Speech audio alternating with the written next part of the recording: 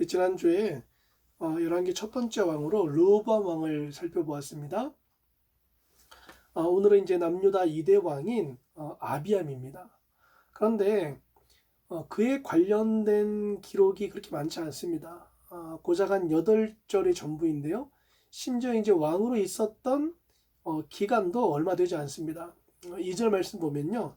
예루살렘에서 3년 동안 다스렸다고 합니다. 이게 뭐 만 3년이 아니고 사실 이제 1절을 보니까요. 북이스라엘의 여로보암 왕 18째 해에 아비암이 유다 왕이 되었다라고 했으니까 여로보암 왕이 18년, 여로보암 왕 18년에서 20년 사이까지 햇수로 3년이지 이게 실제로 제의했던 기간은 더 짧았다라는 것을 알 수 있죠. 저는 그런데 이렇게 8줄, 1절에서 8절 정도까지 겨우 8줄 정도로밖에 설명할 수 없는 이 아비암의 짧은 기록과 삶이 무척 아쉽습니다. 만약에 내가 지금까지 살아왔던 인생을 글로 쓴다라고 할 때 이처럼 단지 8줄로밖에 기록할 것이 없는 인생이라면 얼마나 슬프겠습니까? 생각만 해도 소름 돋죠? 여러분, 결코 기록은요 나이에 비례하지 않습니다. 그러니까 누군가 오래 살았다라고 해서 기록할 게 많은 게 아닙니다. 세상 역사는 물론 그럴 수 있습니다. 그렇죠? 내가 100세를 살면 그만큼 기록할 내용이 쓸 내용도 많을 겁니다. 그러나 하나님 앞에서는요, 내가 얼마나 살았느냐가 아니라 어떻게 살았는지가 기록에 비례하는 인생인 줄로 믿습니다. 오래 사는 게 중요한 게 아니라 잘 사는 게 중요한 거죠. 여러분, 그렇다면 무엇이 아비암의 인생을 이렇게 8줄 인생으로 만들었을까요? 그 결정적인 단서가 바로 3절에 나와 있습니다. 아비암이 그의 아버지가 이미 행한 모든 죄를 행하고 그의 마음이 그의 조상 다윗의 마음과 같지 아니하여 그의 하나님 여호와 앞에 온전하지 못하였으나. 자, 아비암이 지금 어떻게 행했다고 합니까? 그의 아버지가 이미 행한 모든 죄를 행했다고 합니다. 아버지가 누군가요? 우리 지난주 살펴본 르호보암입니다.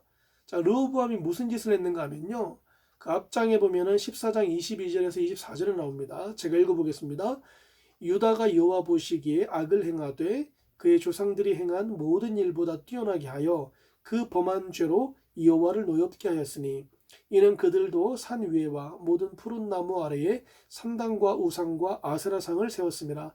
그 땅에 또 남색하는 자가 있었고 여호와께서 이스라엘 자손 앞에서 쫓아내신 국민의 모든 가증한 일을 무리가 본받아 행하였더라. 자, 지금 르호보암이 통치 기간 중에 전국에 우상을 세웠다라는 거죠. 하나님께서 엄히 금하신 것이 우상 숭배입니다.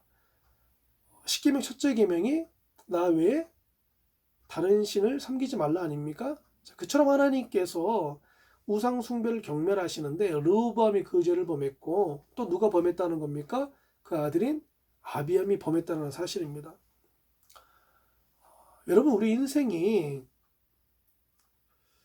하나님 앞에서 기록할 것이 많은 인생 되기를 축복합니다. 르호보암이나 아비암 같은 인생이 되면 안 됩니다. 그런데 여기 우리 인생의 모델이 될 만한 인물이 등장합니다. 누구입니까? 다윗입니다. 저는 3절의 이 말이 참 눈에 갔는데요. 그의 마음이 그의 조상 다윗의 마음과 같지 아니하여. 너무 멋있지 않습니까? 다윗의 마음과 같지 아니했다라고 합니다.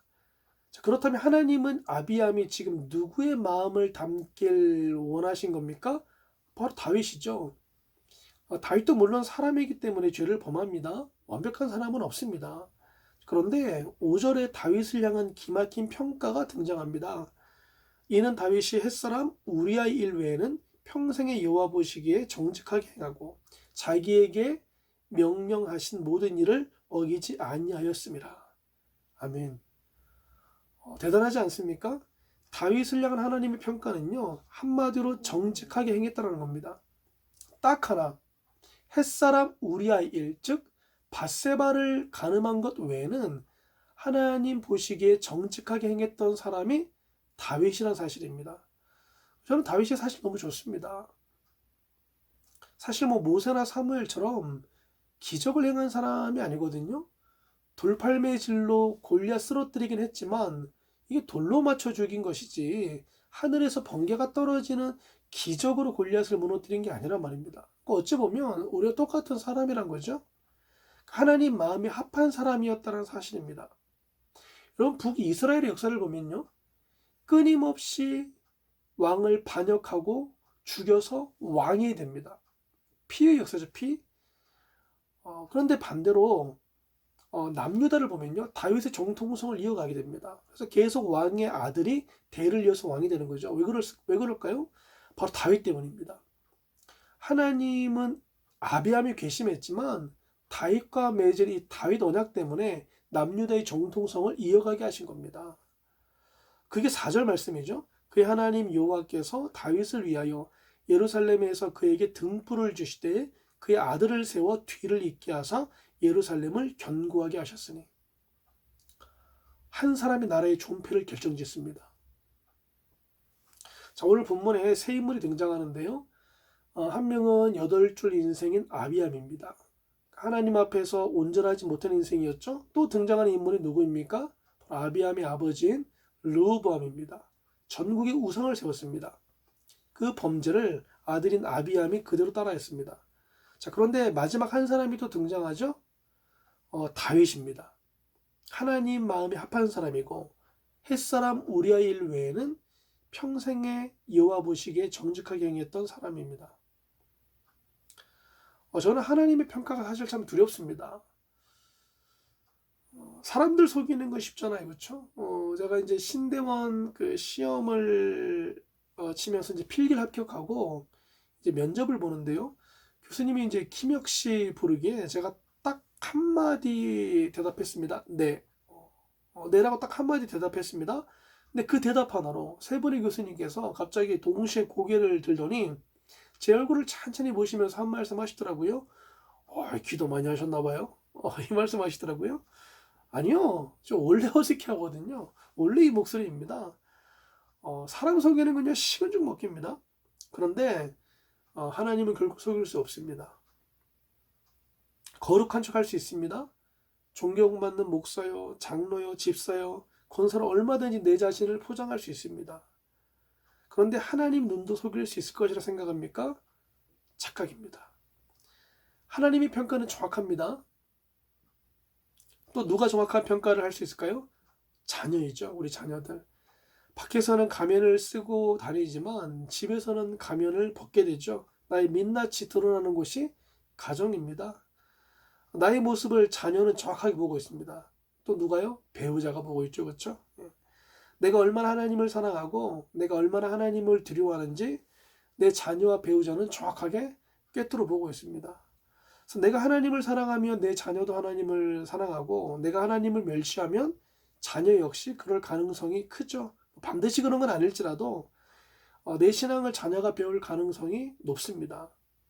여러분, 르호보암의 길도 아니요 또 아비암의 길도 아닌 다윗의 길로 가는 여러분들이 되기를 축복합니다. 말씀의 결론을 맺도록 하겠습니다. 하나님 앞에서는 얼마나 살았느냐가 중요하지 않습니다. 어떻게 살았느냐가 중요한 줄로 믿습니다. 나이가 기록의 양을 결정짓지 않습니다.